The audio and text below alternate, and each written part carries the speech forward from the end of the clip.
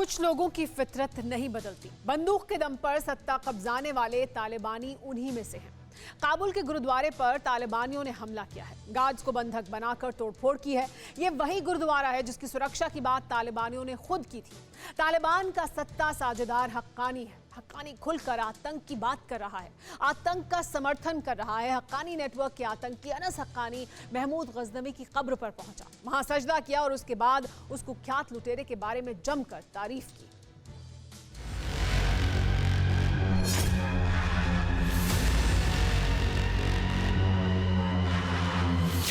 पीछे मजार, आगे बंदूकधारी और बीच में खड़ा आतंकी। ये सिर्फ तस्वीर भर नहीं है, ये कट्टरवाद की चादर में लिपटे आज के अफगानिस्तान का सारांश है।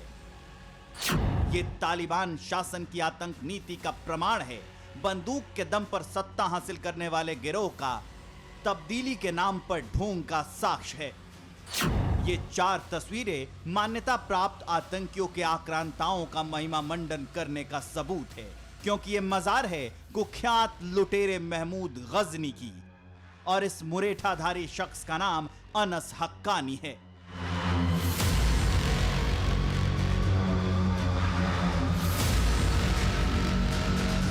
महमूद गजनवी की कब्र पर सजदा करने के बाद अनस हक्कानी ने कैसे अंतर्राष्ट्रीय लुटेरे का चरित्र चित्रण किया, ये विस्तार से बताएंगे।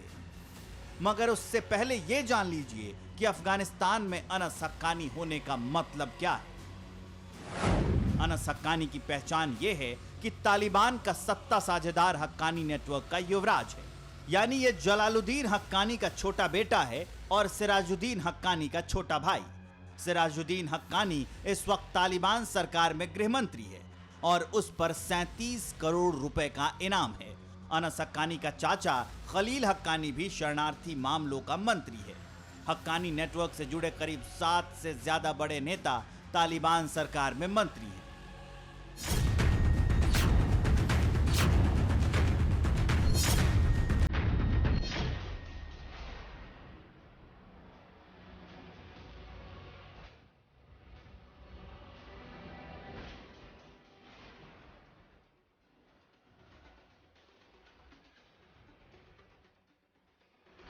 ये खुला सच है कि काबुल इस वक्त हक्कानी की मुट्ठी में बंद है।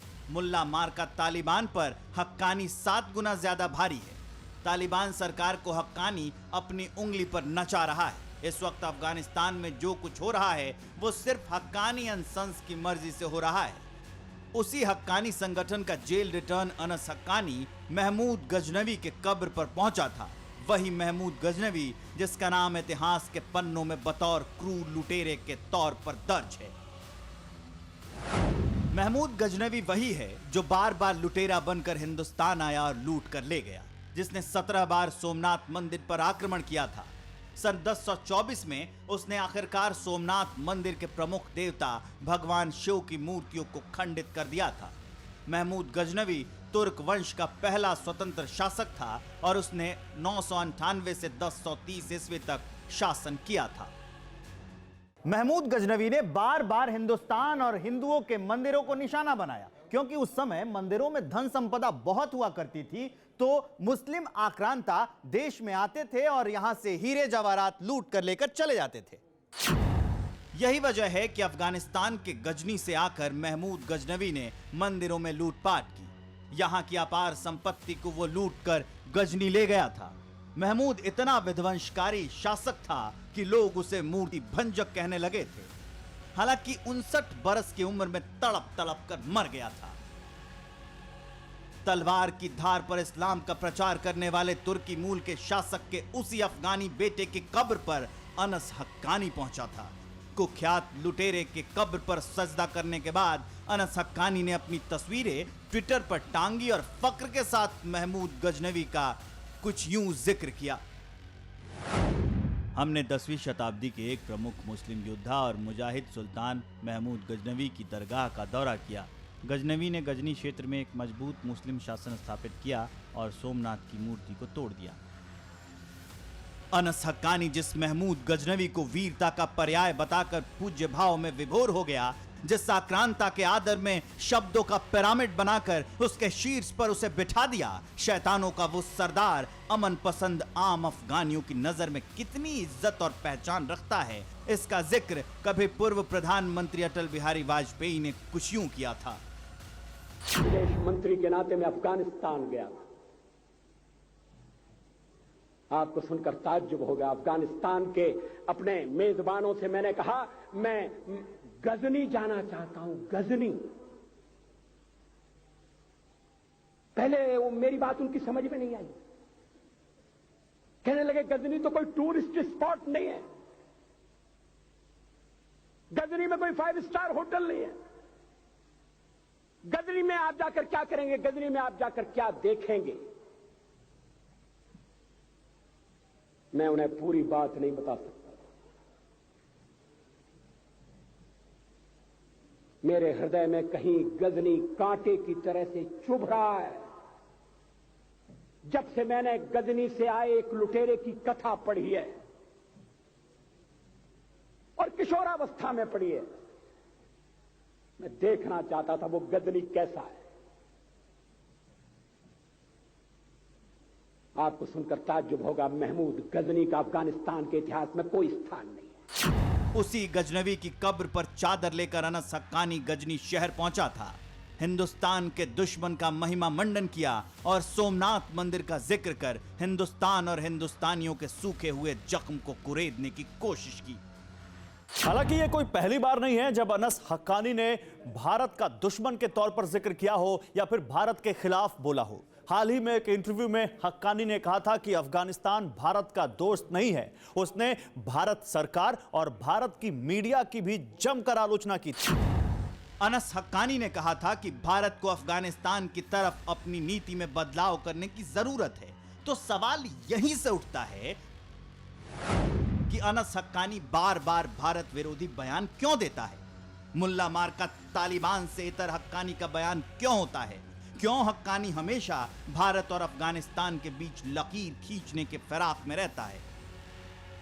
तो इसका सीधा सा एक शब्द में जवाब है पाकिस्तान।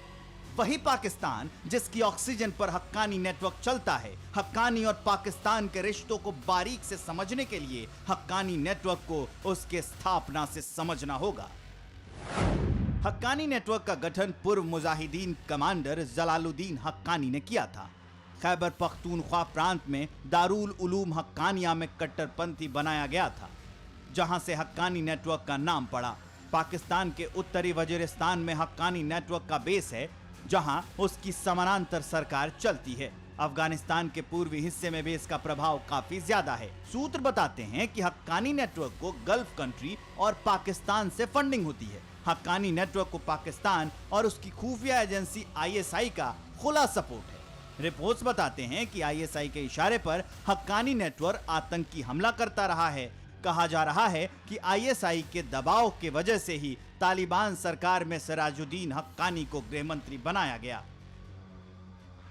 यही वजह है कि हक्कानी बार बार भारत के खिलाफ जहर उगलता रहता है। सिराजुद्दीन हक्कानी का भाई अनस हक्कानी भी वही कर रहा है जो पाकिस्तान को पसंद है। इस बार उसने वही किया। मूर्ति तोड़ने वाले का गुणगान करने वाले हक्कानी राज में भी वही हो रहा है जो गजनवी के शासनकाल में हुआ करता था। काबुल के गुरुद्वारे में अटैक किया गया। बताया जा रहा है कि हथियारबंद तालिबानियों ने काबुल के गुरुद्वारे में तोड़फोड़ की है।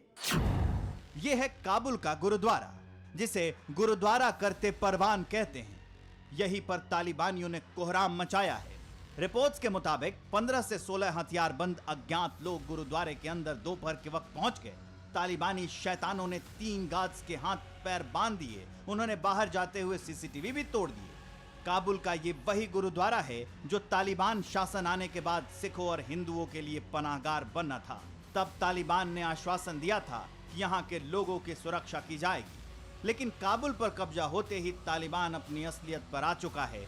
बुद्ध की मूर्ति तोड़कर युद्ध के रास्ते चलने वाला तालिबान हर रोज इंच इंच बेनकाब हो रहा है। गजनवी की कब्र पर सजदा कर अनस हक्कानी ने भी वही किया। तालिबान की तब्दीली वाली थ्योरी के ऊपर खुद ही झूठ की एक और परत उघाड़ दी है। फिक्र आपकी, सोमवार से शुक्रवार रात 9 बजे सिर्फ TV9 भारतवर्ष पर।